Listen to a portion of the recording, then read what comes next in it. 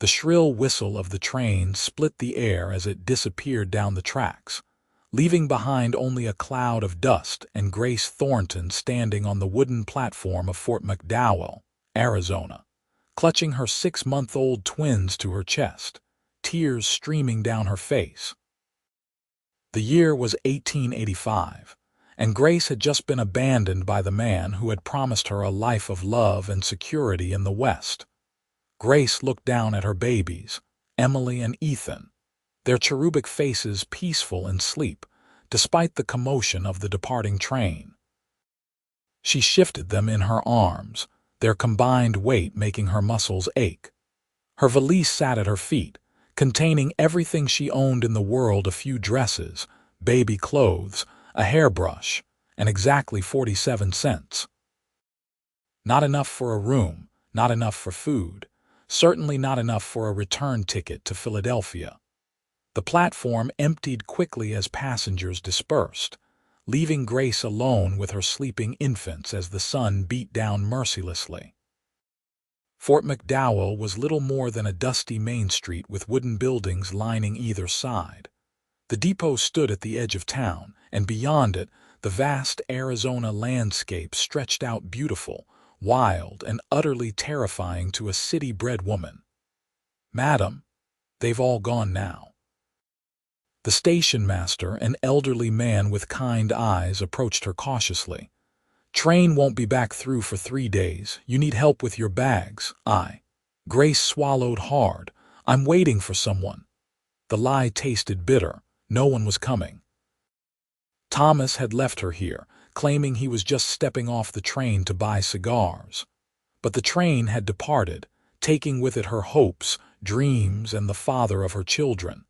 The station master's eyes held pity. "No offense, madam, but you've been standing here near an hour. Got those little ones in the heat too long." Grace looked down at her babies. They were beginning to stir, their faces flushed from the heat. Panic rose in her chest. Is there a ladies' aid society in town, or perhaps a church? Reverend Holloway's church is down the way, but he's away visiting his sister in Prescott this week. The station master scratched his beard. There's the hotel, but it cost money she didn't have. A wagon pulled by 2 sturdy brown horses rumbled up to the depot. Grace barely glanced at it, too absorbed in her desperate situation. She bounced the twins gently as they began to fuss. "Blake, good to see you in town." The station master called out to the wagon's driver. Grace turned to see a tall man jumping down from the wagon. He wore a dusty brown hat pulled low over his eyes, a blue shirt with the sleeves rolled up revealing tanned, muscular forearms, and worn leather boots. He moved with the easy grace of someone completely at home in his body and his environment, everything that Grace was not in this strange, wild place. "Afternoon, Jenkins." The man called Blake nodded at the station master, then his eyes fell on Grace and the twins. He tipped his hat. "Madam." "This lady seems to be stranded," Jenkins explained. "Got herself and 2 little ones and nowhere to go." Blake Quinn studied her for a long moment. His eyes were a startling blue against his sun-bronzed skin. "You been left behind, madam." Grace lifted her chin, dignity being the only thing she had left. "It appears so." One of the twins, Ethan, began to cry in earnest now. Emily followed suit seconds later, their wails piercing the hot afternoon air. Grace tried to soothe them, but her arms were shaking from fatigue and fear. Blake Quinn approached her slowly, as if she were a skittish horse. "Those babies need to get out of this heat." His voice was deep and held the slight drawl of the West, but there was no judgment in it. "I've got a ranch about 5 miles out of town. You can at least come get some water and rest a spell until you figure things out." Grace stared at him, suspicious. "I don't know you, sir." "Blake Quinn," he said simply. "I run cattle on the north side of the valley, known around these parts." He glanced at Jenkins for confirmation. The station master nodded. "Blake's good people, madam. His family's been ranching here since before the war. Grace hesitated. The twins were crying harder now, hungry and uncomfortable. She had no options. "I'm Grace Thornton," she said finally. "These are Emily and Ethan." Blake nodded, then surprised her by reaching out. "May I? You look about ready to drop, Miss Thornton." Before she could respond, he had gently taken Emily from her arms. The baby's cries softened immediately as she stared up at the stranger's face with wide, curious eyes. "She likes you," Grace said, astonished. "Babies usually do," he replied with a slight smile that transformed his weathered face. "Animals, too. It's a gift." He nodded toward her valise. "That all you got?" Grace nodded, embarrassed by her meager possessions. "All right, then." Blake scooped up her bag with his free hand. "Let's get you all loaded up." Grace followed him to the wagon, relief and trepidation warring within her. "Mr. Quinn, I have no money to pay you for your kindness." Blake placed Emily carefully in the wagon bed, which he'd lined with what appeared to be clean blankets. "Never asked for payment, did I?" He turned and took Ethan from her arms, settling him beside his sister. Then he offered his hand to help Grace up onto the seat. His palm was rough with calluses but surprisingly gentle. Grace settled on the wooden seat, arranged her skirts, and watched as Blake checked on the twins once more before climbing up beside her. "They'll be fine back there," he assured her. "It's not a long ride." With a flick of the reins, they were moving away from the depot, away from where her dreams had died, toward an uncertain future. Grace stole a glance at the man beside her. His profile was strong, straight nose, firm jaw with a day's growth of beard, those intense blue eyes focused on the road ahead. He hadn't asked her story, hadn't demanded explanations, had simply offered help when she needed it most. "Thank you," she said softly. Blake Quinn gave a slight nod but kept his eyes on the road. "Everyone needs help sometimes, Miss Thornton, even out here." As they rattled down the main street of Fort McDowell, Grace felt the stares of townsfolk. A young woman with twins riding with Blake Quinn. She could almost hear the whispers starting. "People will talk," she murmured. "People always do," he replied evenly. "Doesn't much matter what they say." But it did matter. Grace had been raised in Philadelphia society where reputation was everything. She'd already destroyed her good name by following Thomas West without marriage. Now here she was, accepting the help of a stranger, a handsome, unmarried stranger. Blake seemed to read her thoughts. "I've got a housekeeper, Mrs. Abernathy, lives in a cabin on my property with her husband. Proper as they come. She'll see you settled." Relief flooded through Grace. "I won't impose for long, just until I can find work or something." Blake Quinn's mouth quirked into a half-smile. "Not much call for fancy Eastern ladies around these parts, Miss Thornton." "I'm not as helpless as I look," Grace replied with more confidence than she felt. "I can cook, clean, so. I taught school for a year before she'd met Thomas. Before she'd thrown caution to the wind for love, before she'd found herself pregnant and desperate to escape the scandal." Blake didn't press for details.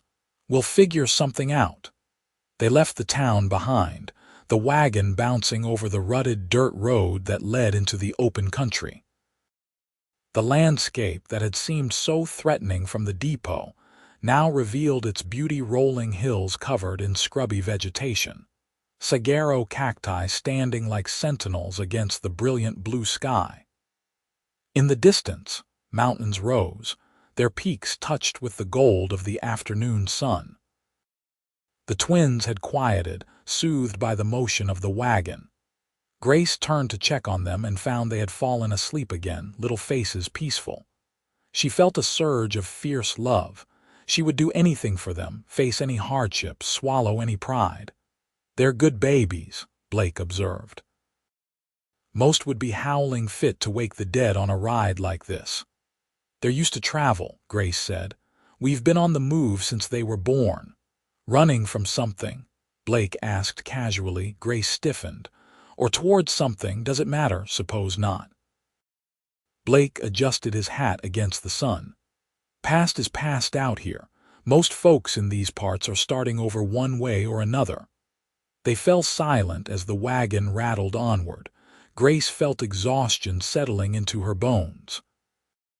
She hadn't slept properly in days, too anxious about Thomas's increasingly erratic behavior.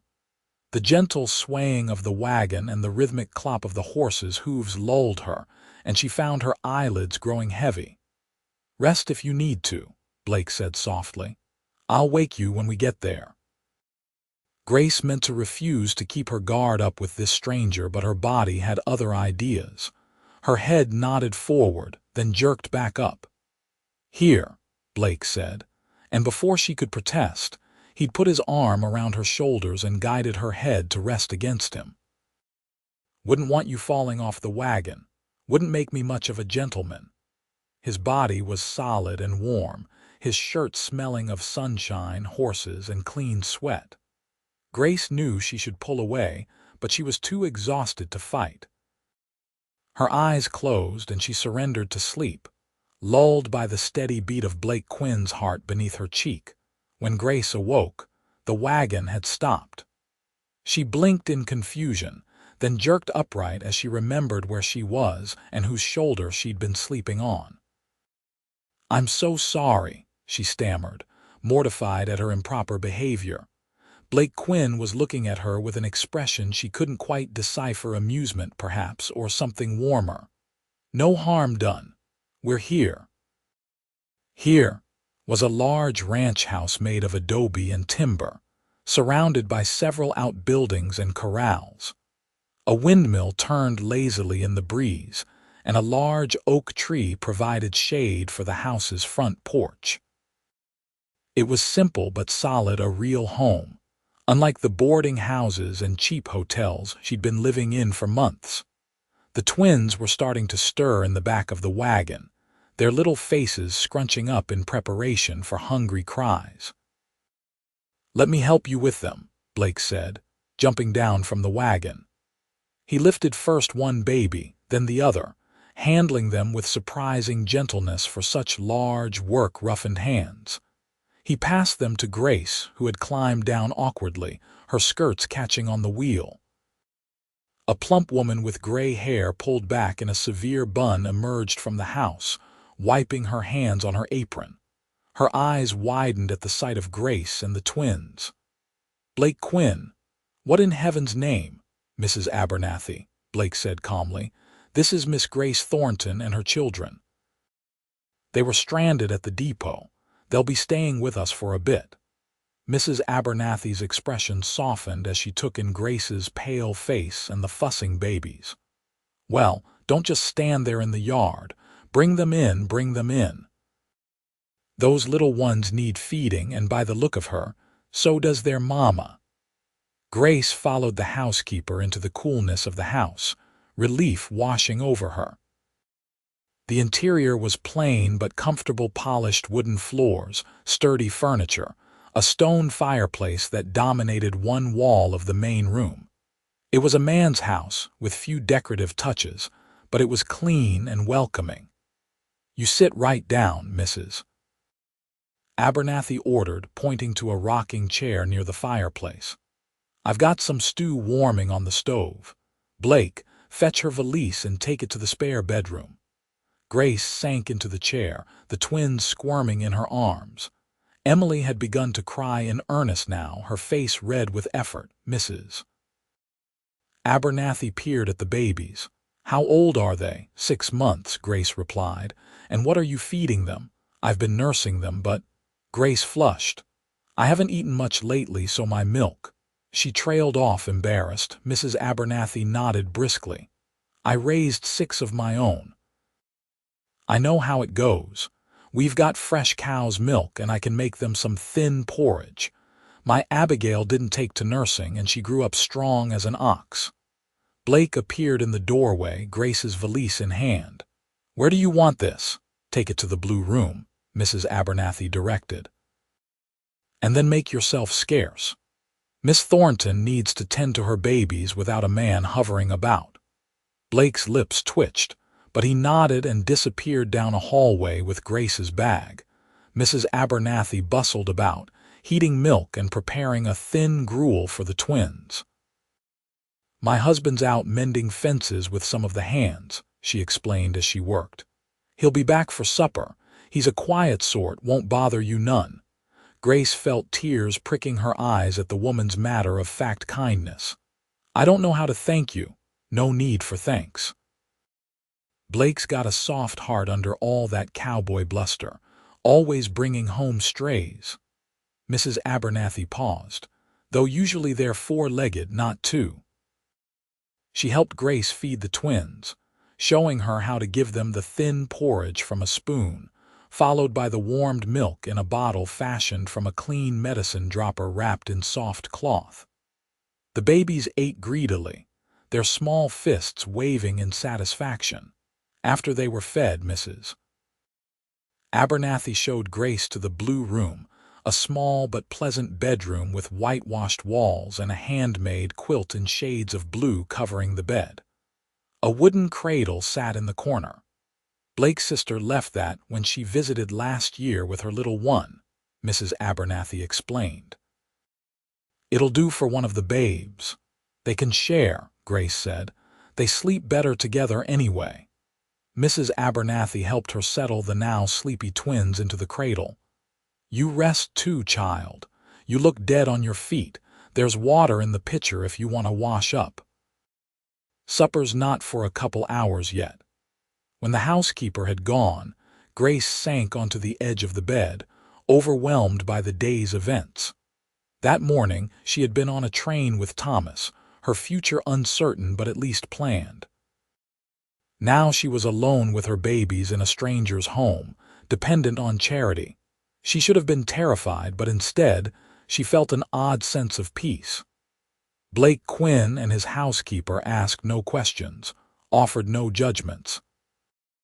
They simply provided what she needed: shelter, food, and a moment's respite to gather her thoughts. Grace washed her face and hands in the cool water from the pitcher, then lay down on the bed. Just for a minute, she told herself, just to rest her eyes. She woke to the sound of male voices, Blake's deep tones and an older man's raspier ones, and the smell of cooking food. The room was dimmer now, the late afternoon sun casting long shadows through the window.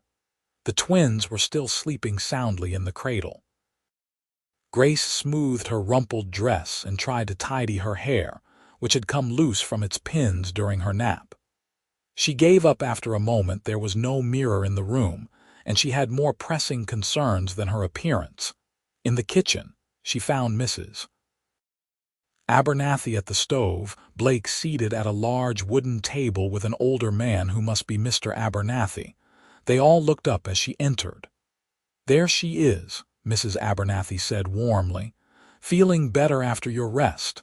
"Much, thank you," Grace replied. "The twins are still sleeping." "Good.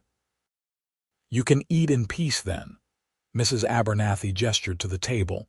"Sit, sit. The stew's almost ready." Grace took a seat opposite Blake, conscious of his blue eyes watching her. "Thank you again for your hospitality, Mr. Quinn." "Blake," he corrected. "Mr. Quinn was my father." "Blake," she repeated, the name feeling strange on her tongue. Mr. Abernathy, a weathered man with a drooping white mustache, nodded to her. "Madam, hear you had some trouble at the depot." "Yes," Grace said simply, not wanting to elaborate. Blake seemed to sense her discomfort. "John, didn't you say the north fence needed mending too?" Mr. Abernathy took the hint. "That it does. Miguel and I got the west section done today, but that north stretch near the creek is still down in spots." They spoke of ranch business while Mrs.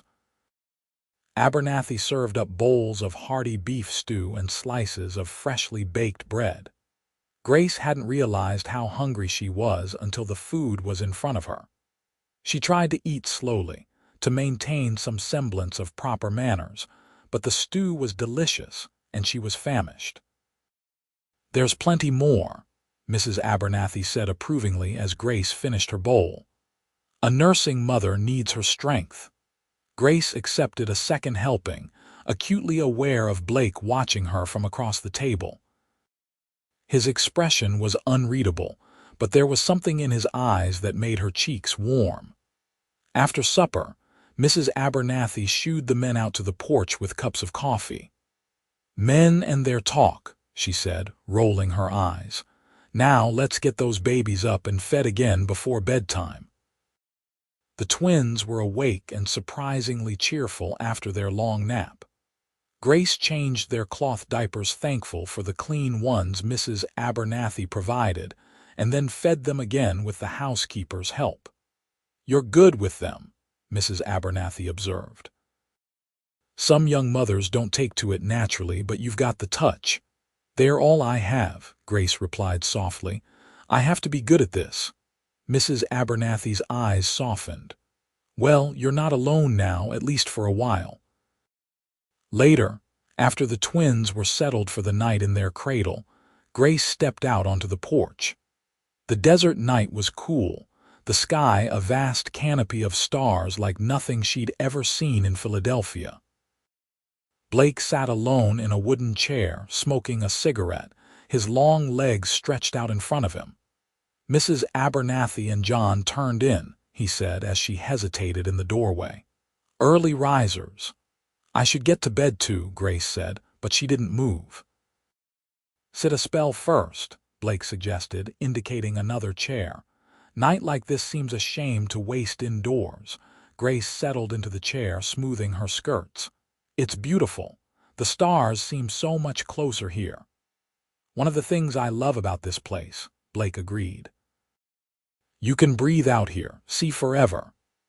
They sat in companionable silence for a few minutes, listening to the night sounds: crickets chirping, the occasional hoot of an owl, the soft nickering of horses from the corral. "I should explain," Grace said finally. "About today." Blake shook his head. "You don't owe me any explanations. I owe you for your kindness." Grace took a deep breath. Thomas and I weren't married. He promised we would be once we reached Arizona, but I think he never intended to keep that promise." Blake's expression didn't change. "And today he left you at the depot." "Yes." Grace twisted her hands in her lap. "He said he was just stepping off to buy cigars, but I knew as soon as the train started to pull away. I could see it in his face through the window. He was relieved to be rid of us." "Sounds like a coward," Blake said mildly. "He was many things. I was blind to most of them." Grace looked up at the stars, blinking back tears. "I was a school teacher in Philadelphia, from a good family. I threw it all away because I believed him when he said he loved me." "Love makes fools of most of us at one time or another," Blake observed. "Have you been made a fool by love, Mr. Quinn?" Grace asked, then immediately regretted her boldness. "I'm sorry, that was inappropriate, Blake," he corrected again. "And yes, once, long time ago now." He took a final drag of his cigarette and stubbed it out on the porch rail. "What will you do now?" Grace had been asking herself the same question since the moment the train pulled away. "I don't know. I have no money to return east, and even if I did, there's nothing for me there. My parents disowned me when my condition became apparent. And the baby's father, could you locate him?" Grace laughed bitterly. "Thomas Wilcox may not even be his real name. He was very careful about never receiving mail, never leaving a paper trail. I think now he may have been running from something, debts perhaps, or worse." Blake nodded thoughtfully. "Well, you're welcome to stay here until you get your bearings. We can use the help, truth be told. Mrs. Abernathy isn't getting any younger, and this place is too much for her alone." "I couldn't impose. It's not imposing if you're working," Blake interrupted. "I'll pay you a fair wage. You can save up, decide what you want to do. No rush." Grace stared at him, overwhelmed by his generosity. "Why are you doing this? You don't know me." Blake was quiet for a long moment. "My sister was in a similar situation once," he said finally. Different circumstances, but alone with a baby nonetheless. Someone helped her when she needed it. Seems only right to do the same. What happened to her? Your sister. She's in California now. Married a good man who treats her and her boy right. Blake stood, stretching his tall frame. You should get some sleep, Miss Thornton. Babs'll be up with the sun, I expect. Grace, she said softly. If I'm to call you Blake, you should call me Grace. He smiled then, a genuine smile that reached his eyes and transformed his face. Grace, he repeated. It suits you. That night, lying in the unfamiliar bed with her baby sleeping beside her, Grace tried to make sense of the day's events. She had lost everything: her lover, her security, her plans for the future. But somehow, in this strange place, with this unexpected kindness, she felt a glimmer of something that might have been hope. The next morning dawned bright and clear.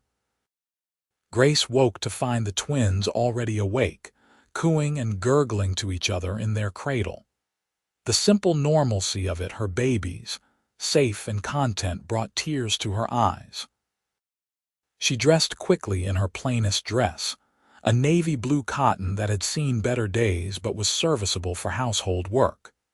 She braided her long brown hair and pinned it up neatly, determined to look presentable and capable. Mrs. Abernathy was already in the kitchen when Grace emerged with the twins. The housekeeper had prepared a breakfast of flapjacks, bacon, and strong coffee. The men, she explained, had been up since dawn and had already eaten and gone out to work. Blake said you might be helping around the house, Mrs. Abernathy said as she showed Grace how to prepare the twins' morning porridge. That true? Yes, if you'll have me, Grace replied. I'm a quick learner. Mrs. Abernathy nodded approvingly. Good. I could use the help, especially with the garden. These old knees don't take to kneeling like they used to. After breakfast, Grace settled into what would become her new routine. Mrs. Abernathy showed her around the house and explained the daily chores: cooking, cleaning, laundry, tending the vegetative garden that provided much of their produce. The twins napped in their cradle or played on a blanket spread in the shade of the porch, under the watchful eye of whichever woman wasn't busy with chores. Blake and Mr. Abernathy returned at midday for dinner, the main meal of the day on the ranch. Grace was nervous, serving the stew she had helped prepare, but Blake ate heartily and complimented her on the fresh bread she had baked. You're settling in all right? He asked as Mrs. Abernathy cleared the plates. Yes, thank you, Grace smiled. Your home is lovely. Something flickered in Blake's eyes at that, pleasure perhaps, or surprise. It's not much compared to Philadelphia, I'd wager. It's real, Grace said simply. That's worth more than fancy trappings. Blake studied her for a moment, then nodded as if she'd passed some sort of test. Good. That's good. The days fell into a pattern. Grace worked alongside Mrs. Abernathy, learning the rhythms of ranch life. The twins thrived on the regular schedule and nutritious food, growing plumper and more active by the day. Emily was the more vocal of the two, babbling constantly and reaching for anything that caught her eye. Ethan was quieter but more determined, already trying to pull himself up to standing when propped against furniture. Blake was often gone from sunup to sundown, working with his ranch hands to manage the cattle and keep the property in order. But he always made time in the evenings to sit on the porch with Grace after the twins were asleep, sometimes talking, sometimes just sharing the silence and the stars. Grace learned that he had inherited the ranch from his father 5 years earlier. He'd been running it successfully ever since, slowly expanding his herd and his reputation for fair dealings and quality stock. He was 32, had never married, and seemed content with his life, though Mrs. Abernathy confided to Grace that she worried about him being too solitary for a young man. He needs a family, the housekeeper said one afternoon as they hung laundry on the line. A man alone too long gets set in his ways. Hard to change after that. Grace said nothing, but she found herself watching Blake more closely after that conversation. He was kind to her and gentle with the twins, often stopping to tickle Emily's chin or let Ethan grip his finger in a tiny fist. But he maintained a careful distance, treating her with respect that bordered on formality despite their evening conversations. On a Saturday, about 2 weeks after Grace's arrival, Blake announced at breakfast that he needed to go into town for supplies. "Thought you and the little ones might want to come along," he said to Grace. "Get a change of scenery." Grace hesitated. "I'm not sure. People will talk." "Let them," Blake said with a shrug. "Besides, you need some things, don't you? Mrs. Abernathy mentioned you're low on baby clothes." It was true. The twins were growing quickly, and the few garments Grace had brought with her were becoming too small. "I don't have money yet," she pointed out. "Consider it an advance on your wages." Blake's tone brooked no argument. "We'll leave after the morning chores are done." And so Grace found herself once again in Blake's wagon, this time with the twins securely nestled in a makeshift carrier he had fashioned from a wooden crate padded with blankets. The journey to Fort McDowell seemed shorter and less threatening than it had 2 weeks before. The landscape that had once seemed alien now revealed its beauty to her: the distant mountains, the cacti standing like sentinels, the occasional flash of wildlife. Blake pointed out landmarks as they traveled: a rock formation that marked the boundary of his property, a grove of cottonwoods that indicated an underground spring, the distant smudge of smoke that was the Apache reservation where he sometimes traded. "The world is so much bigger here," Grace observed. "In Philadelphia, everything was close and crowded. Here, there's just so much space." "Too much for some folks," Blake replied. "Makes them feel small and unimportant." "And you, does it make you feel that way?" Blake considered this. "No. Makes me feel like I'm part of something bigger. Like I matter less but belong more, if that makes any sense." It did, surprisingly. Grace was beginning to understand the appeal of this wild country, with its harsh beauty and sense of possibility. Fort McDowell was busier than the last time Grace had seen it. Saturday was apparently a popular day for ranchers and farmers to come to town for supplies. Blake pulled the wagon up in front of the general store and helped Grace down, then lifted the twins' carrier. "Mr. Hollister's a fair man," Blake told her as they entered the store. "Won't cheat you on prices, and he stocks quality goods." The store was crowded with customers, and conversations hushed momentarily as Grace entered with the twins and Blake. Then the buzz resumed, though Grace could feel curious eyes following them. Mr. Hollister, a thin man with spectacles and a receding hairline, greeted Blake warmly. "Quinn, good to see you. And who might these folks be?" "This is Miss Grace Thornton and her children," Blake said. "She's helping out at the ranch. Needs some supplies." Mr. Hollister's eyes widened slightly at Miss rather than Mrs., but he recovered quickly. Of course. What can I help you with, Miss Thornton?" Grace listed the items she needed: fabric for baby clothes, thread, a few personal necessities. While Mr. Hollister gathered these, Blake added his own supplies to the order: flour, coffee, ammunition, nails, and various other ranch necessities. A woman in an expensive-looking dress approached them as they waited. "Blake Quinn, aren't you going to introduce me to your guest?" Her tone suggested she had already formed an opinion about Grace's status. "Mrs. Harrison," Blake said politely. "This is Miss Grace Thornton." "Grace, this is Judith Harrison. Her husband owns the bank." Grace nodded politely, conscious of her plain dress and the curious stares from other customers. "Pleased to meet you, Mrs. Harrison." "Such adorable babies, Mrs. Harrison cooed, peering into the carrier where the twins were surprisingly well behaved. They favor their mother. There was a question in the statement, but Grace chose not to address it. Thank you. They're usually quite fussy in new places, but they seem comfortable here. Mrs. Harrison's eyes flicked between Grace and Blake. And how long will you be visiting our little town? Before Grace could respond, Blake placed a proprietary hand at the small of her back.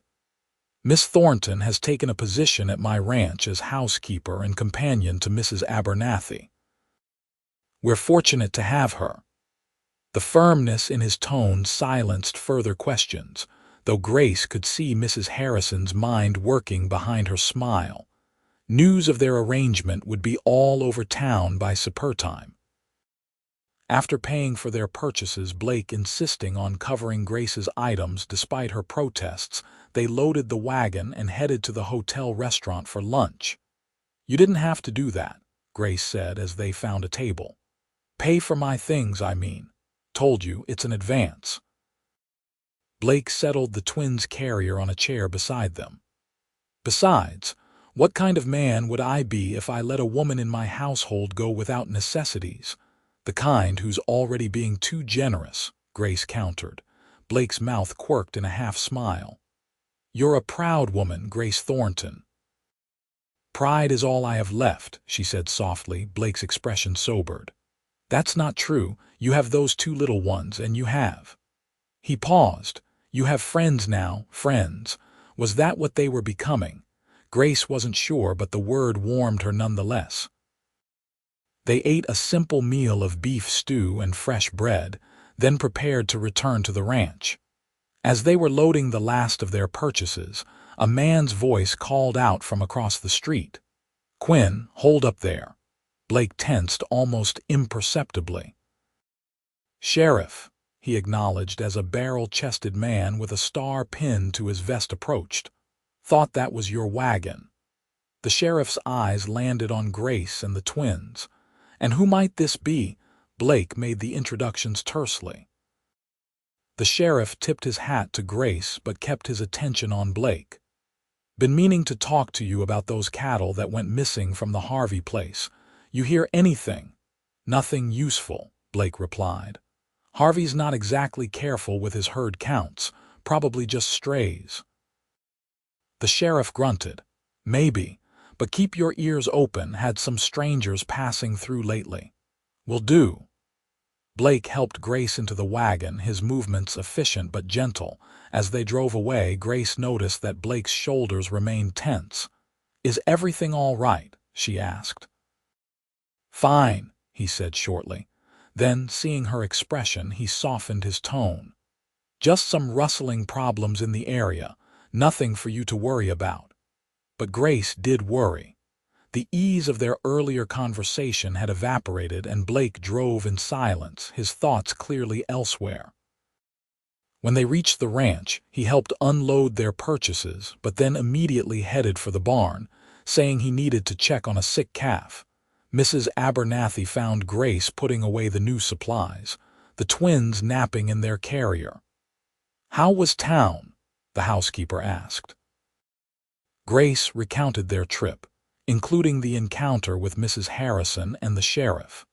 Mrs. Abernathy clucked her tongue. Judith Harrison's a busybody, and Sheriff Davis has had it in for Blake ever since Blake caught him roughing up one of the Apache boys who comes to trade sometimes. Blake stood up for him, Grace asked, not surprised but pleased. Blake's got no patience for bullies, Mrs. Abernathy confirmed. His father was the same way. The Quinns have always treated everyone fair, regardless of color or creed. Makes some folks uncomfortable. Grace thought about Blake's tense reaction to the sheriff. And these cattle rustlers, is that a serious problem? Mrs. Abernathy waved a hand dismissively. Happens from time to time. Blake can handle it. She changed the subject. Now, let me see what fabric you got for the baby's new clothes. I'm handy with a needle if you need help. The rest of the day passed quietly. Blake didn't appear for supper, having sent word with Mr. Abernathy that he was checking fence lines and would be late. Grace tried not to feel disappointed. He had no obligation to spend time with her after all. She put the twins to bed and then sat on the porch alone, missing Blake's company more than she cared to admit. The night was clear, the stars brilliant against the velvet darkness. In just 2 weeks, she had grown accustomed to sharing this view with him, to their quiet conversations about everything and nothing. The sound of hoofbeats made her look up. Blake rode into the yard on his bay gelding, dismounting with the easy grace that seemed part of everything he did. He led the horse to the barn, and Grace expected him to retire directly to his room as he sometimes did after a long day. Instead, he appeared at the porch steps a few minutes later, hat in hand. "Evening," he said softly. "Thought you'd be asleep by now." "The nights are too beautiful to waste," Grace replied, echoing his words from their first evening on the porch. Blake smiled faintly and settled into his usual chair. He smelled of horses and dust and the particular scent that was uniquely his, a clean, masculine odor that Grace had come to find comforting. "I'm sorry about today," he said after a moment. "Didn't mean to be short with you." "You weren't," Grace assured him. "I just worry." Blake looked surprised. "About me? Is that so strange? You've been kind to me, to us." Grace gestured toward the house where the twins slept. "I'd hate to think you were in any danger." "No danger," Blake said firmly. "Just the usual ranch problems, nothing for you to fret over." They sat in companionable silence for a while. Grace sneaked glances at his profile, strong and steady in the moonlight. In just 2 weeks, this man had become important to her in ways she couldn't quite define. He was her employer, yes, but also something more, a friend, a protector, a constant presence she was beginning to rely on. "I met Thomas at a lecture," she said suddenly, surprising herself as much as Blake. "He was speaking about opportunities in the West, investment prospects, land development. He was so passionate, so convincing. I was teaching at a small private school for girls then. My life felt small." Blake didn't speak, just listened, his eyes on the distant horizon. "He courted me properly at first, called at my parents' home, brought flowers. Told me I was beautiful and intelligent and wasted in Philadelphia." Grace laughed softly. "I believed him. When he suggested I come west with him, I thought it was love." "Maybe it was for you," Blake said quietly. "Yes." Grace twisted her hands in her lap. "For me it was. I gave him everything, my reputation, my future, my body. And when I told him I was with child, he seemed pleased. Said we would marry when we reached Arizona, where he had business interests." Blake's jaw tightened, but he remained silent. The journey west was difficult. "I was sick most of the time, and Thomas grew impatient. By the time the twins were born in a boarding house in St. Louis, he was already talking about moving on. We never stayed anywhere more than a few weeks. Always another opportunity just ahead, another deal to make." "And he left you with nothing," Blake concluded. "Less than nothing. Dead at the hotel in Tucson that I had to slip away from in the night. What little money I had went for train tickets to Fort McDowell, where Thomas said his business partner was waiting." Grace shook her head. "I doubt the partner exists. Just another lie to keep me compliant." Blake was quiet for a long moment. "You deserve better, Grace." The simple statement, spoken with such conviction, brought tears to her eyes. "Do I? I made such foolish choices." "We all make mistakes," Blake said. "It's what we do after that counts." Grace wiped her eyes with the back of her hand. "I'm sorry. I didn't mean to burden you with all this." "It's no burden to listen to a friend," Blake said, and the word friend echoed between them, the same word he had used in town, now confirmed in private. "Thank you for that," Grace said softly. "For being a friend when I needed one most." Blake nodded, his eyes meeting hers in the darkness. Something passed between them, understanding, connection, perhaps something more. But he didn't speak of it, and neither did she. As spring deepened into summer, life at the Quinn Ranch settled into a comfortable rhythm. Grace's duties expanded beyond household chores as she proved her capabilities. She learned to gather eggs from the ornery hens, to milk the placid brown cow, and even to ride the gentle mare Blake set aside for her use. The twins celebrated their first birthday with a small cake Mrs.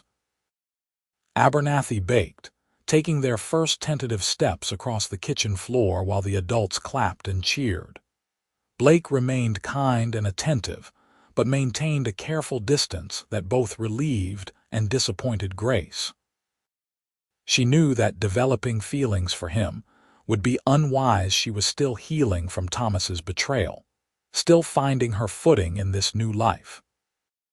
And yet, she found herself watching for Blake's return each evening, treasuring their conversations on the porch, noticing the way his eyes crinkled when he smiled and how gentle his hands were with her children. Emily and Ethan adored him. They would squeal with delight when he entered a room, reaching their chubby arms up to be lifted high in the air.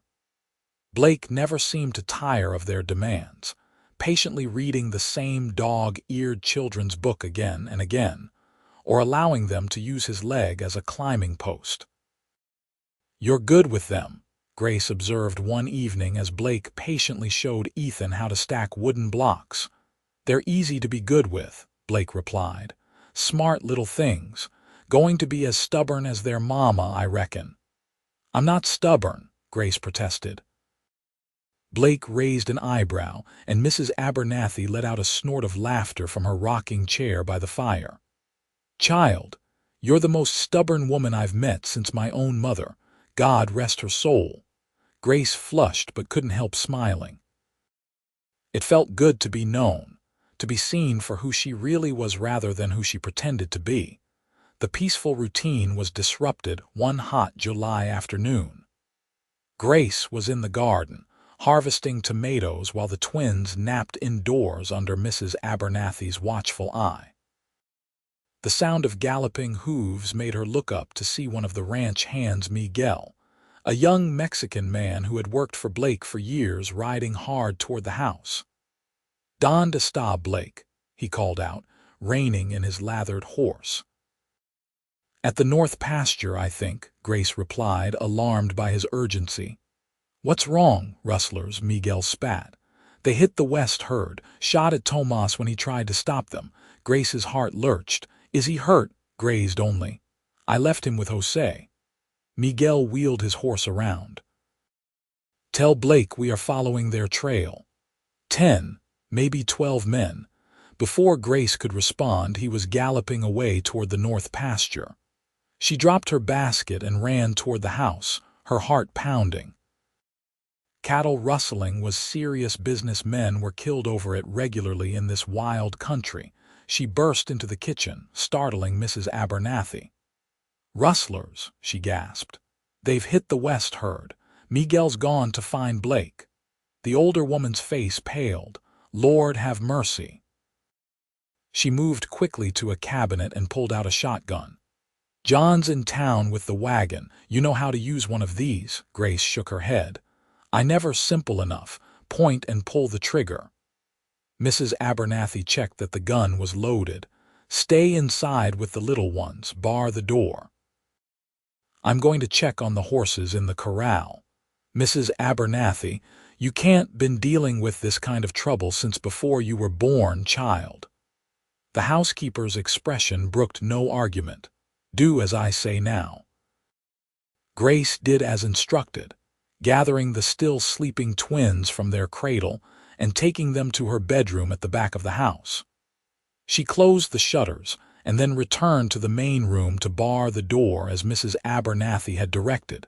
Time crawled by. The twins woke and demanded attention, oblivious to their mother's worry. Grace fed them and played with them, all the while straining to hear any sound from outside. When the distant pop of gunfire reached her ears, she clutched Emily to her chest, her heart racing. It was nearly dark when she heard hoofbeats in the yard. Grace peered through a crack in the shutters but couldn't make out who had arrived. There was a heavy knock at the door. "Grace, it's me. Open up."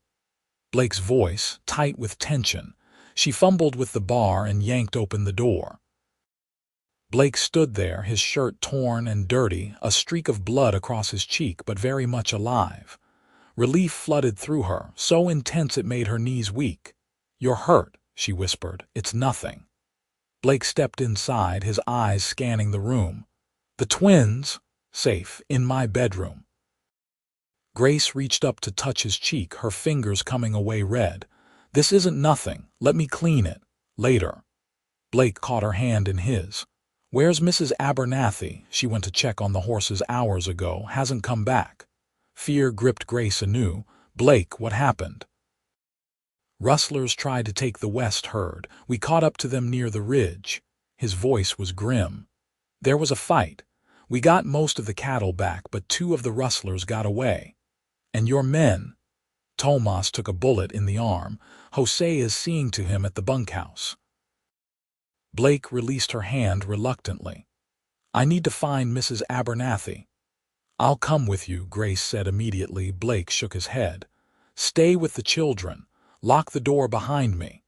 But even as he spoke, the back door opened and Mrs. Abernathy entered, the shotgun still in her hands. "No need to look for me. I've been keeping watch from the stable. Saw you ride in." She assessed Blake with a critical eye. "You're bleeding." "It's just a scratch," Blake insisted. "Sit down and let Grace tend to it while I heat some water, Mrs." Abernathy propped the shotgun by the door and moved to the stove. "Any of our boys hurt bad?" As Blake repeated the news about Tomas, Grace retrieved the twins from her room. They toddled toward Blake immediately, babbling excitedly. He managed a smile for them, reaching out to ruffle Ethan's dark curls. "You two behave while your mama patches me up," he told them. Grace cleaned the cut on Blake's cheek, a shallow slice that looked worse than it was, and applied a salve Mrs. Abernathy provided. Her fingers trembled slightly as she worked, the reality of the danger he had faced sinking in. "I was worried," she admitted softly, so only he could hear. Blake's eyes met hers. "I'm harder to kill than that. Don't joke about it." Grace's voice caught. "Please."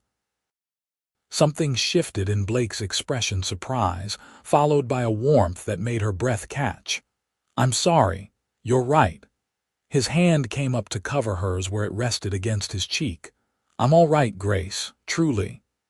The moment stretched between them, charged with unspoken emotions. Then Emily bumped against Grace's legs, breaking the spell. Grace stepped back, suddenly conscious of Mrs. Abernathy's watchful presence. "There," she said, her voice deliberately light. "Good as new." That night, after the twins were asleep and Mrs. Abernathy had retired to her cabin, Grace found Blake on the porch as usual. He had changed his torn shirt for a clean one and washed away the dirt of the day, but there was still a tension in his shoulders that spoke of unresolved concerns. "Will they be back?" Grace asked, settling into her chair. "The rustlers, maybe." Blake didn't sugarcoat it. "We got most of our cattle back, but they might try again elsewhere." "Is it common, rustling in this area?" Blake sighed. "More common lately. Times are hard. Some men take what isn't theirs rather than work for it." They fell silent, both lost in thought. Grace was acutely aware of how precarious life was here, how quickly peace could be shattered by violence. And yet, she realized, she would not trade this life for the safety of Philadelphia. Not now. Not after knowing what it was to make her own way, to be valued for her abilities rather than her social graces, and not after knowing Blake Quinn. The thought surfaced unbidden but undeniable. Somehow, in these months of quiet evenings and shared work, of watching him with her children and seeing his innate kindness, Grace had fallen in love with him. The realization should have frightened her. She had been so wrong about Thomas, after all, but instead, it settled in her heart like a truth long known but only now acknowledged. "Penny for your thoughts," Blake said softly. Breaking into her reverie, Grace smiled. "They're worth at least a nickel, I'd say," Blake chuckled. "Inflation hits the Arizona territory." Then his expression sobered. "Today made me realize something, Grace." Her heart quickened. "What's that?" "Life out here is uncertain, dangerous sometimes." Blake's eyes met hers in the moonlight. "A man can't afford to waste time on things that matter." "No," Grace agreed, her voice barely above a whisper. "He can't." Blake leaned forward slightly. "I've been thinking about you, about the twins, about what happens next for all of you." Grace held her breath, uncertain where this was leading. "You've saved enough now for train tickets back east," Blake continued, "if that's what you want. Mrs. Abernathy mentioned you got a letter from your cousin in Boston." The letter had arrived the previous week, a response to one Grace had written months earlier, telling her favorite cousin where she had ended up. Eliza had written back immediately, offering Grace a place to stay if she wished to return east. "I did," Grace acknowledged. "Eliza is kind. She'd welcome us." "Is that what you want to go back?" Blake's voice was carefully neutral. Grace considered the question. 6 months ago she might have said yes without hesitation. The East meant civilization, education for her children, a society she understood. But now— "No," she said simply. "This is home now." Blake's expression lightened, though he tried to maintain his composure. "You're sure it's a hard life here, especially for a woman alone?" "I'm not alone," Grace pointed out. "I have the Abernathys, the ranch hands, the community in town." She paused. "I have you." The words hung between them, more revealing than she had intended. Blake stood abruptly and moved to the edge of the porch, his back to her as he stared out at the dark landscape. "Blake," Grace's voice was uncertain. Had she misunderstood, overstepped? He turned to face her, his expression intense. "I've been trying to keep my distance, to be honorable. You were hurt badly, needed time to heal." Grace stood and moved toward him slowly. "I have healed." "Have you?" Blake's voice was rough. "You loved him." "I thought I did," Grace admitted. "But I didn't know him. Not really. What I felt for Thomas was infatuation, fantasy." She took another step closer. "What I feel now is different, deeper." Blake's breath caught audibly. "Grace, I understand if you don't feel the same," she rushed on. "You've been kind, that's all." "I don't expect." Blake closed the distance between them in one stride. His hands came up to frame her face, gentle despite their strength. "I've wanted to kiss you since the first night you sat out here with me," he said hoarsely. "Watching the stars like they were the most amazing thing you'd ever seen." "They were," Grace whispered. "Until now." Blake's lips met hers then, soft at first, a question rather than a demand. Grace answered by sliding her arms around his neck, rising on tiptoe to press closer. The kiss deepened, months of unacknowledged feelings pouring into it. When they finally broke apart, both were breathless. "I love you," Blake said simply. "Have for months now." "I love you too," Grace replied, the words coming easily, naturally. Blake rested his forehead against hers. "I want to marry you, Grace Thornton, to be a father to Emily and Ethan, to build a life with you here." Joy bubbled up in Grace's chest, so intense it brought tears to her eyes. "Yes," she whispered. "Yes to all of it." Blake kissed her again, sealing the promise between them. When they parted, he kept her close in the circle of his arms. "Mrs. Abernathy will be insufferably smug," he observed wryly. "She's been dropping hints for months." Grace laughed. "She told me the first week I was here that you needed a family." "Smart woman," Blake said, pressing a kiss to Grace's temple.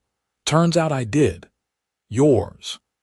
2 months later, on a perfect September day, Grace stood on the porch of the ranch house, her home, and watched as Mr. Abernathy led a wagon into the yard. In the back, seated on cushions, Mrs. Abernathy had insisted upon, were Grace's cousin Eliza and her husband, arrived from Boston to attend the wedding. "They're here," Grace called over her shoulder. The twins, now steady on their feet, toddled out to see the excitement, followed by Blake, who slipped an arm around Grace's waist. "Ready for this?" he asked softly. "Not too late to elope," Grace laughed. "And deprive Mrs. Abernathy of showing off her wedding feast. She'd never forgive us." The past 2 months had been a whirlwind of preparations.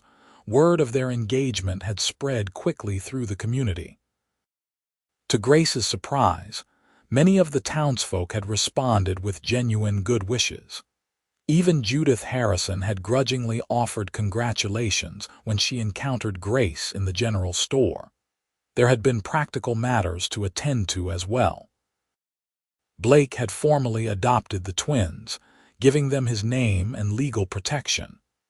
Grace had written to her parents, not expecting a response but feeling she owed them the courtesy of knowing her whereabouts.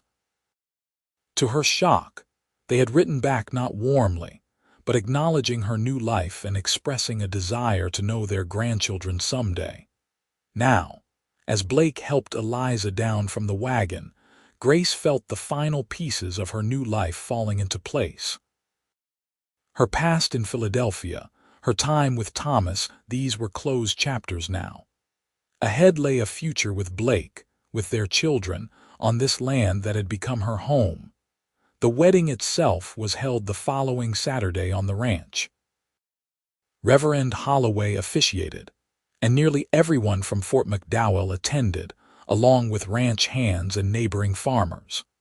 The twins, dressed in new clothes Grace had sewn, toddled down the makeshift aisle ahead of their mother, scattering wildflower petals with more enthusiasm than accuracy.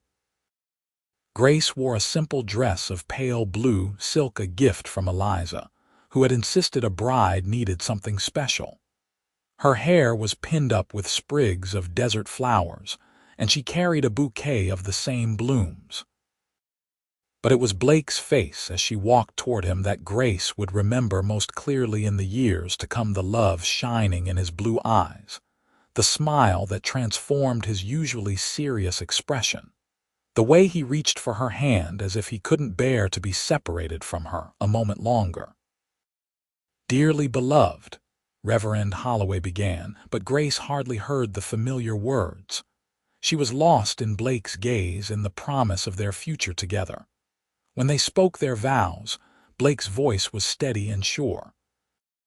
"I, Blake James Quinn, take thee, Grace Elizabeth Thornton, to be my lawfully wedded wife, to have and to hold from this day forward, for better or worse, for richer or poorer, in sickness and in health, to love and to cherish, until death do us part."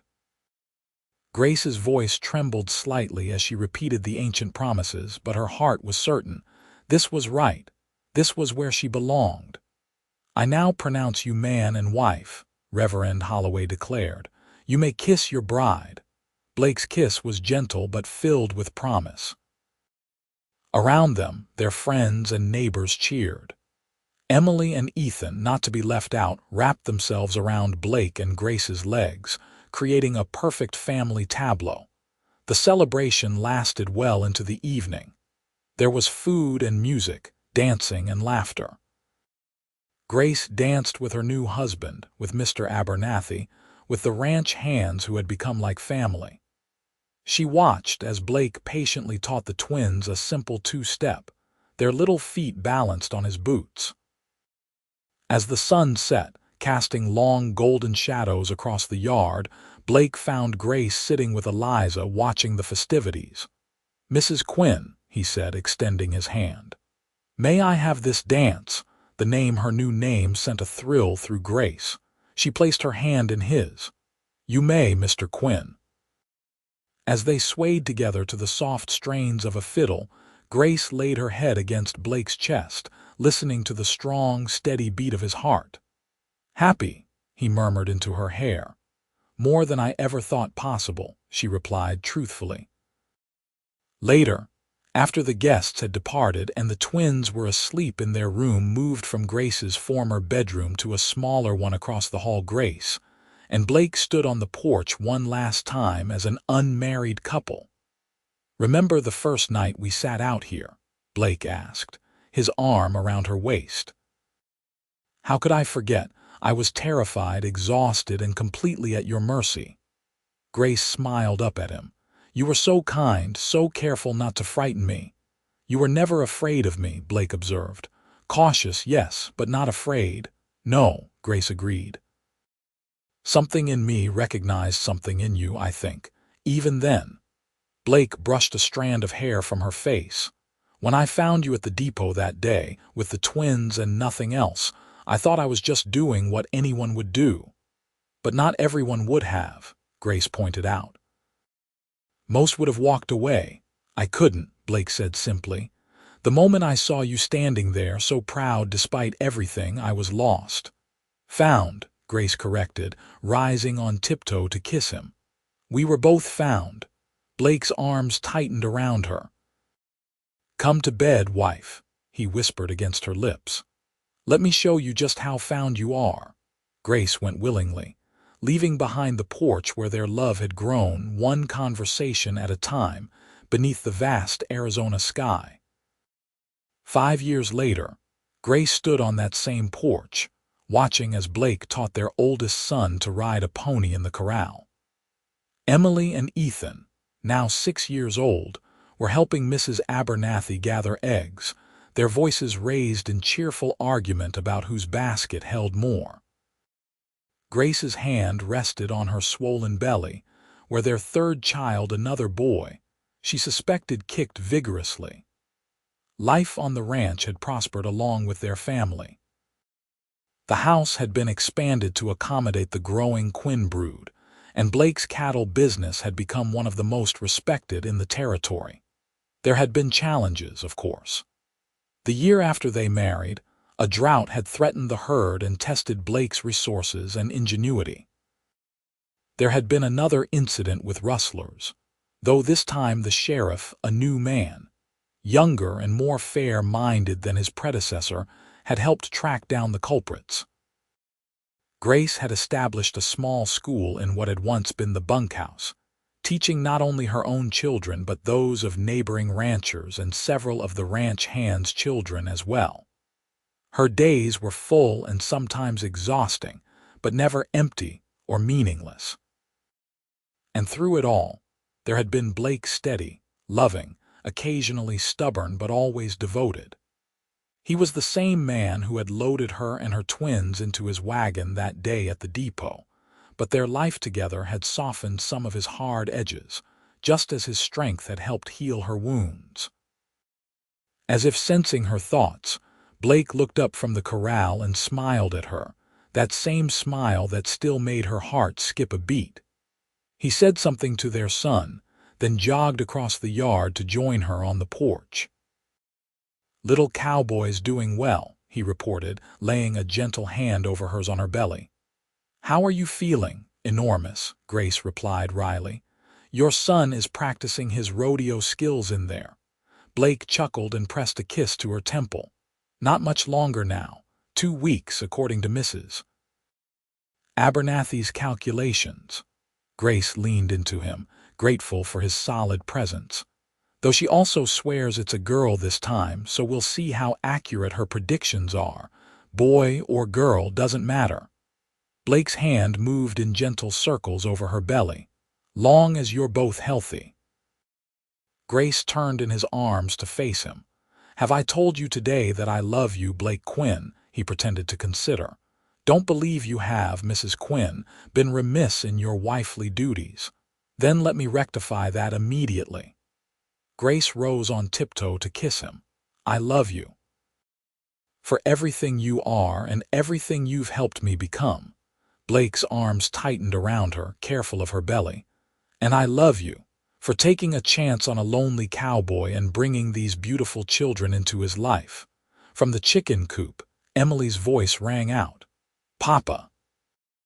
"Ethan's stealing my eggs." "Am not," came the indignant response. "She's not counting right." Blake laughed and released Grace reluctantly. "Duty calls." "Always does," Grace agreed with a smile.